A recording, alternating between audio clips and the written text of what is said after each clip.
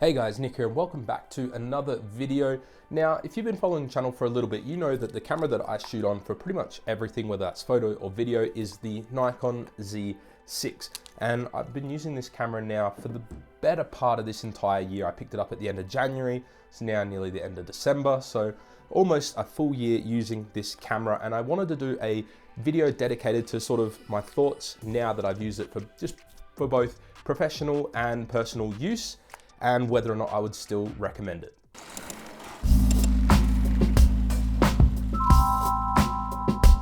So welcome back to the channel, guys. Here at That Modern Dude, we do a lot of video tutorials around video editing, photo editing, and a lot of gear reviews. So if you like that sort of stuff, consider subscribing down below. So like I was saying at the start, the Nikon Z6 has been my camera of choice now for the better part of 2019.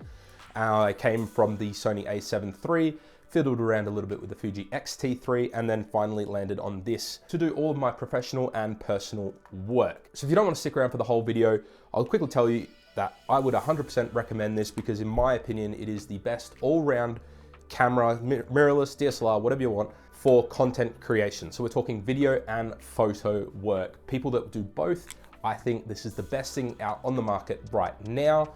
And if you want to get it, pick it up. It's also probably one of the cheapest in its category. It's about 2,100 Canadian for the body alone. So it's on par with the other cameras in the market at the moment. So I've been using the Nikon Z6 for both professional and personal use. Now in my professional use, I've used it for some run and gun sort of creative style work.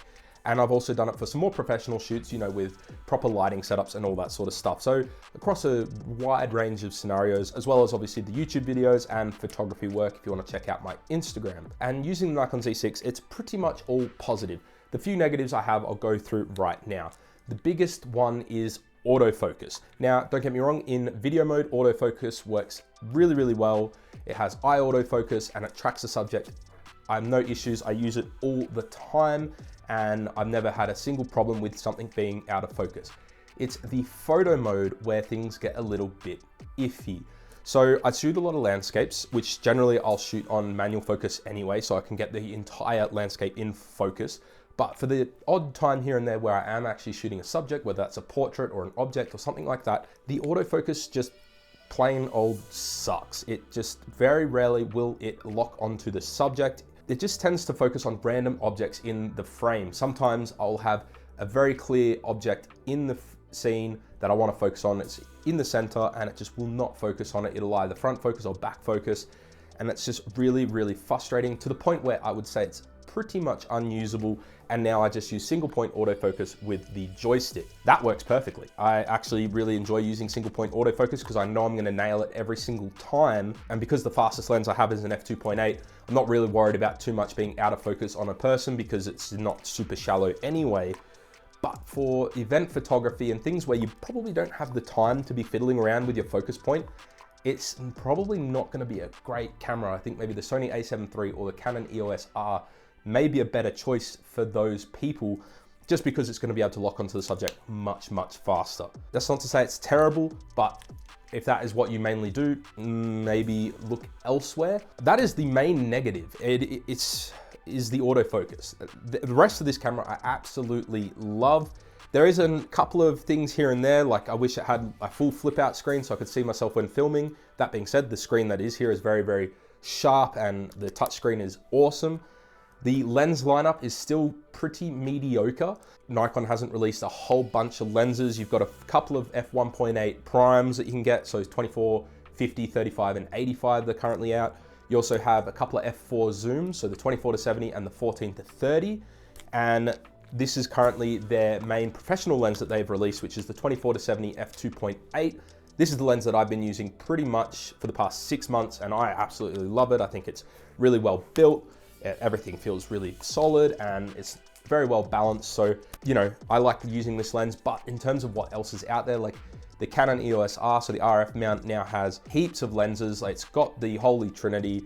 Obviously the Sony lineup has been fleshed out for a very long time. Fuji, same thing. So time will tell with Nikon and releasing the extra lenses, but yeah, at the moment, it's kind of a bit of a letdown. Obviously you can adapt lenses with the FTZ adapter, but native glass is always going to be better, and it's going to take advantage of the wider mount as well. But everything else about this camera is amazing. Now, obviously it has a single XQD card or CF Express, not SD card. A lot of people started saying that this was a negative. I say this is a positive. If you've ever transferred files from an SD card before, you know it takes a long time. This thing is just blazingly quick, and I love it. It also doesn't feel like it's gonna break anytime soon. The ergonomics of this camera are, in my opinion, best in class. I played around with the EOS R, the Sony a7 III, the Fuji X-T3.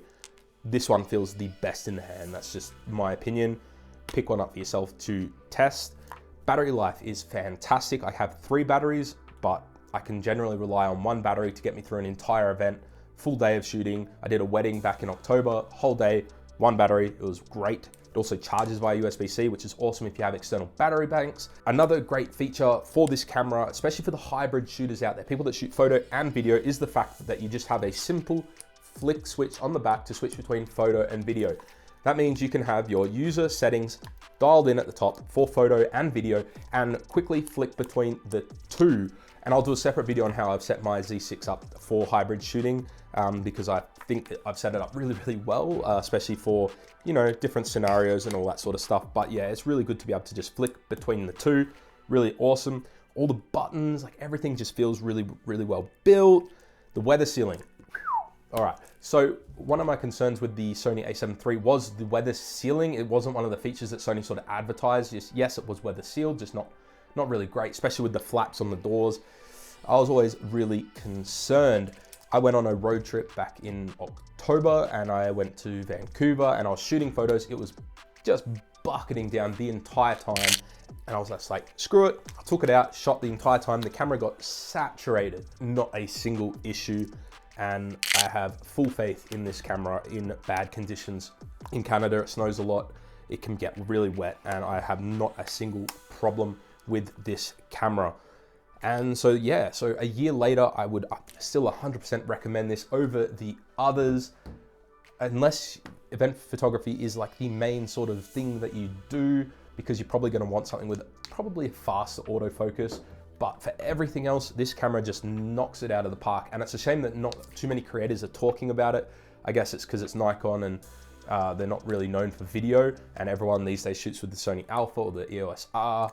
But definitely, if you're looking at a camera, check out this system because I really, really recommend it, and I've enjoyed shooting on it immensely. There are links down in the description below if you want to check it out, and a lot of savings at the moment, heaps of savings for the holiday period. So yeah, check it out down below.